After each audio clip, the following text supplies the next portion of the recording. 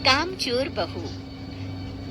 कांता बहन की दो बहुएं थी, बड़ी कल्पना और छोटी प्रिया। कल्पना का जैसा नाम वैसा ही काम। सारा दिन कल्पनाओं में रहती, ना कोई काम करती न कोई धाम। अरे कल्पना बहू, जरा अच्छी सी चटनी पीस दे, आज कुछ मजेदार खाने का मन है। पेट में जलन हो जाएगी माँ जी बुढ़ापे में, और वैसे भी मेरा काम करने का वक्त शाम का है, अब प्रिया को ही बोल दो। इतना कहकर कल्पना वहाँ से चली जाती है। कांता कल्पना के ऐसे रवैये से काफी परेशान रहती है।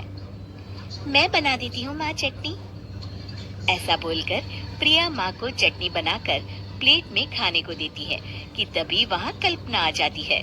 अरे वाह चटनी, जरा चख कर तो देखो, बड़े दिन हो गए। अरे नहीं बहू, तू तो रहने ही दे चटनी खाना, पेट में जलन हो जाएगी।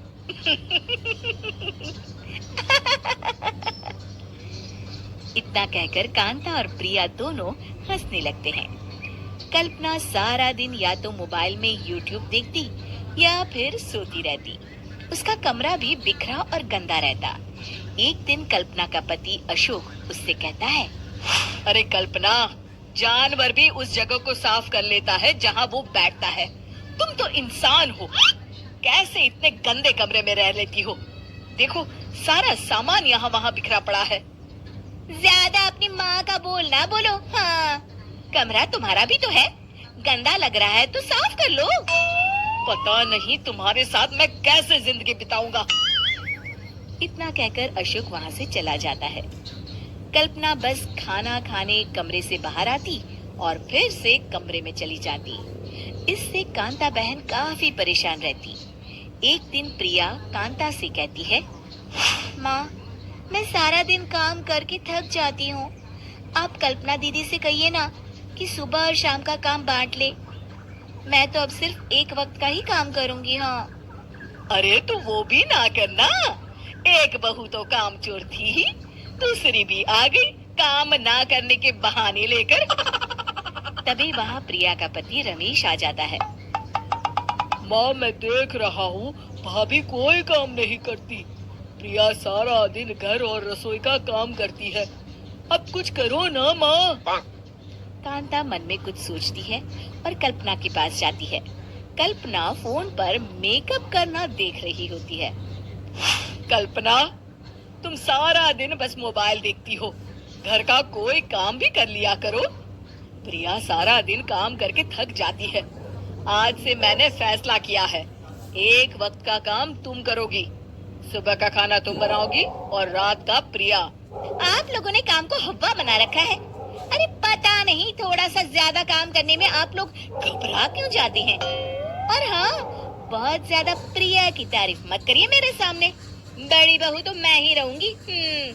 मैं कुछ नहीं जानती, कल सुबह मुझे वक्त से खाना चाहिए, रसोई में आ जाना, वरना कल से तुझे खाना नहीं मिलेगा। अगली सुबह कल्पना रसोई में नहीं आती है। वो देर से सोकर उठती है और बाहर आकर कहती है, अरे भूख लगी है, आज खाने में क्या है? इतनी देर हो गई, आज किसी ने मुझे उठाया भी नहीं, पता नहीं कहाँ है सब। कल्पना को घर में कोई नहीं दिखता। वो रसोई की तरफ जाती है जहाँ बड़ा सा ताला लगा होता है। अरे रसोई में ताला, ओ मैं तो भूल ही गई थी। माँ ने आज से सुबह का खाना मुझे बनाने को कहा था।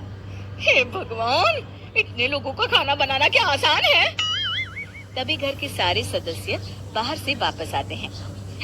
वाह माँ जी, मजा आ गया छोले भटूरे खाकर। मेरे मुंह में तो अभी भी स्वाद आ रहा है। अरे कल्पना, तेरे भरोसे रहते तो हम तो भूखे ही रह जाते।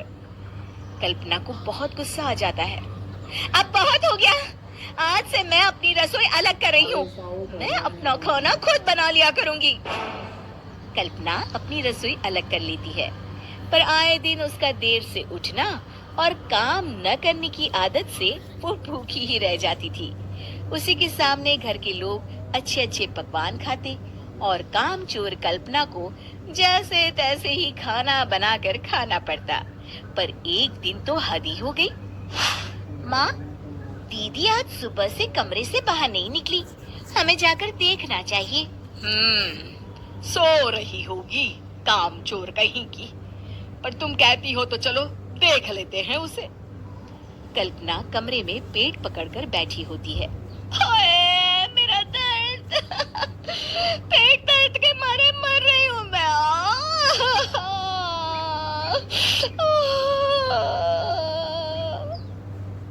अरे दीदी, क्या हुआ? पेट में दर्द क्यों हो रहा है? डॉक्टर को दिखाया आपने? माँ, कल्पना खड़ी होती है और माँ जी के पास आती है। मुझे माफ कर दीजिए, अब से मैं सारे काम में मदद करूंगी, कभी आलस और काम चोरी नहीं करूंगी। हाँ हाँ, वो तो ठीक है, लेकिन अचानक क्या हो गया जो तू काम करने को तैयार हो गई? कामचोर कल्पना। माँ, लगातार बासी और उल्टा पुल्टा खाना खाने के कारण मेरे पेट में इन्फेक्शन हो गया है।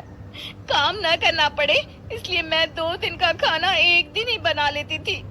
बासी और खराब खाना खाने के कारण लेने के देने पड़ गए। पेट में दर्द हो रहा है। चलो अच्छा हुआ, देर आए दुरुस्त आए।